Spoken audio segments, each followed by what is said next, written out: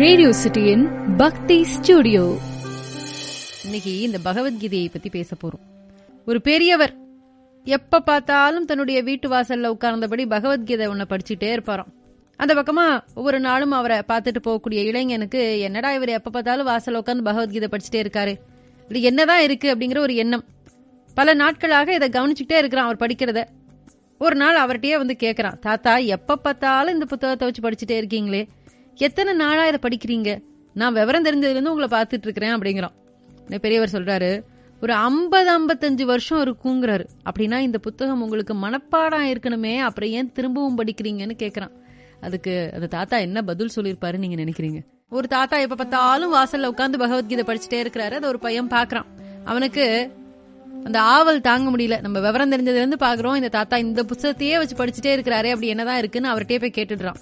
எத்தனை நாளாதான் இது நீங்க படிக்கிறீங்க அப்படின்னு. ஒரு 50-55 வருஷமா படிச்சுட்டு இருக்கேன் தம்பின்னு அவர் சொன்ன உடனே, அப்ப இந்த புத்தகம் உங்களுக்கு முழுசா மனப்பாடம் இருக்கணுமா இல்லையா, அப்புறம் ஏன் திரும்பவும் படிக்கிறீங்கன்னு கேக்குறான்.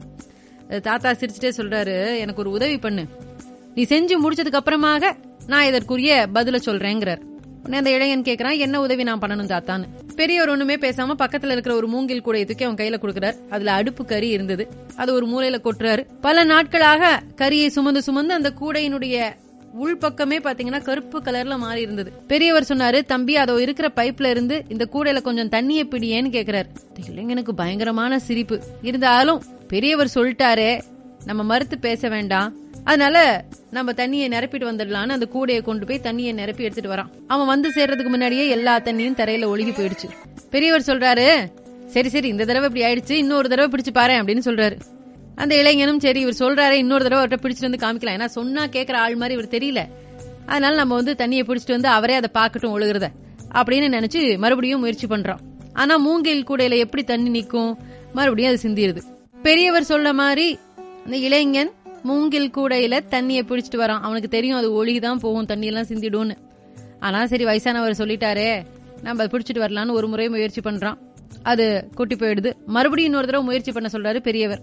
ஆனா மூங்கில் கூடையில எப்படி தண்ணி நிக்கும், மறுபடியும் அது எல்லாமே சிந்தி போயிடுச்சு. பெரியவர் கேக்குறாரு, தாத்தாவுக்காக இன்னும் ஒரே ஒரு தடவை மட்டும் முயற்சி பண்றியா அப்படின்னு சொன்னோடனே அந்த இளைஞன் ஒரு முடிவுக்கு வந்தான்.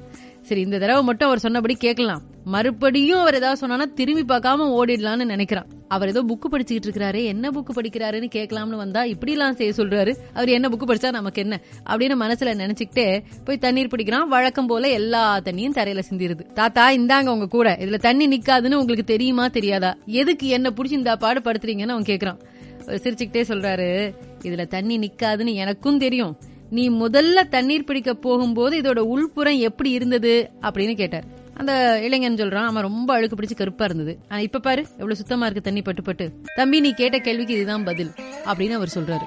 உனக்கு ஒன்னும் புரியல. அதாவது ஒரு தாத்தா ஒருத்தர் எப்ப பார்த்தாலும் வாசல்ல உட்காந்து ஒரே புக்கை படிச்சிட்டு இருக்காரு. அதை பாக்குற இளைஞன் வந்து கேக்குறான், டெய்லி நான் பாக்குறேன் இதே புக்கை படிக்கிறீங்க, அப்படி என்னதான் அது அப்படின்னு கேட்ட உடனே பகவத்கீதைன்னு சொல்றாரு. எத்தனை வருஷமா அதை படிக்கிறீங்க அப்படின்னாக்கா 50-55 வருஷமா படிச்சுட்டு இருக்கிறேன் தம்பிங்கிறாரு. ஏங்க இத்தனை வருஷமா ஒரு புக்கை படிச்சீங்கன்னாக்கா அதான் உங்களுக்கு மனப்பாடம் ஆயிருக்குமே, திரும்ப திரும்ப எதுக்கு படிக்கிறீங்க அப்படின்னு கேட்ட உடனே அந்த தாத்தா சொல்றாரு, எனக்கு ஒரு காரியம் பண்ணு, இந்த மூங்கில் கூடை அப்படின்னு ஒரு மூங்கில் கூடை அவன் கையில கொடுக்குறாரு. அதுக்கு முன்னாடி அந்த கூடையில கொஞ்சம் கறி இருக்குது. இந்த கறி எல்லாம் தூக்கி ஒரு ஓரமா கொட்டிட்டு அந்த மூங்கில் கூடையோ அவ்வளோ கருப்பா இருக்கு உள்பக்கம், ஏன்னா கறி இருந்ததுனால. அவன் அந்த இளைஞன் கையில கொடுத்து, அந்த குழாயில போய் கொஞ்சம் தண்ணி பிடிச்சிட்டு வரியான்னு கேக்குறாரு. இவனுக்கு ஒரு மாதிரி ஆச்சரியமா இருக்கு, என்னடா அந்த தாத்தா இப்படி சொல்றாரு, அதுவே மூங்கில் கூட நிறைய ஓட்டையா இருக்கு, இதுல தண்ணி பிடிச்சா எப்படி நிக்கும். சரி ஓகே பெரியவர் சொல்றாரு பிடிச்சிட்டு வரலான்னு போறான். ஒரு தடவை ஆச்சு, 2 தடவை ஆச்சு, 3வது தடவை அவனுக்கு பொறுமை இல்ல. தாத்தா இந்த கூடையில தண்ணி நிக்காதுன்னு உங்களுக்கு தெரியுமா தெரியாதா, அப்புறம் ஏன் என்ன பாடா படுத்துறீங்க அப்படின்னு அவன் கேக்குறான். அதுக்கு அந்த தாத்தா சொல்றாரு, நீ என்கிட்ட ஒரு கேள்வி கேட்டியே, எதுக்கு 50-55 வருஷமா அதை படிச்சிட்டு இருக்கீங்க, உங்களுக்கு தான் மனப்பாடம் ஆயிருக்குமே, இன்னுமா இதை படிக்கிறீங்கன்னு கேட்டியே, இதுதான்ப்பா அதுக்கு பதில்னு. உனக்கு ஒண்ணுமே புரியல, நான் கேட்ட கேள்விக்கும் இதுக்கும் என்னங்க பதில் அப்படின்னா, இங்க பாரு, முதல் தடவை நீ தண்ணி பிடிச்சிட்டு வந்த, தண்ணி பிடிக்க போறதுக்கு முன்னாடி இந்த கூடை எப்படி இருந்துச்சு, உள்பக்கம் அழுக்கா இருந்தது, இப்ப எப்படி இருக்கு, சுத்தமா இருக்கு, தண்ணி பட்டு பட்டு சுத்தமாச்சா இல்லையா.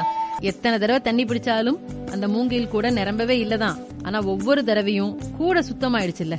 அது மாதிரிதான் எத்தனை தடவை படிச்சாலும் முழு பகவத்கீதையும் மனப்பாடம் ஆயினும்னு சொல்ல முடியாது, ஆனா படிக்கிற ஒவ்வொரு தடவையும் உள்ளுக்குள்ள இருக்கக்கூடிய அழுக்கும் கரையும் சுத்தமாயிட்டே இருக்கும் அப்படிங்கிறார் அந்த பெரியவர். இளைஞனுக்கு அப்பதான் புரிஞ்சது, கடமையை செய் பலனை எதிர்பாராதே அப்படிங்கிற ஒரு தத்துவமும், இந்த மாதிரி நடப்பவை எல்லாம் நன்மைக்கேங்கிற ஒரு தத்துவமும் நமக்கு பகவத்கீதையை சொல்லிக் கொடுத்ததுன்னு பரவலாக பிரபலமாக நமக்கு எல்லாம் தெரிஞ்ச ஒரு விஷயம். ஆனா இதை தாண்டி பகவத்கீதையில நம்ம தெரிஞ்சுக்கிறதுக்கு 1000 விஷயங்கள் இருக்கு.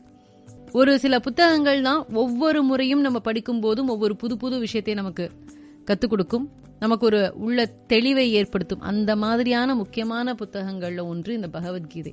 இந்த பகவத்கீதையினுடைய சிறப்பு என்னங்கிறத சொன்னதுதான் இன்னைக்கு நம்ம பேசின கதை.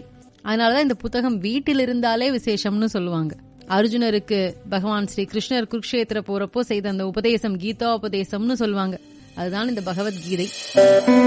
ரேடியோ சிட்டியின் பக்தி ஸ்டுடியோ.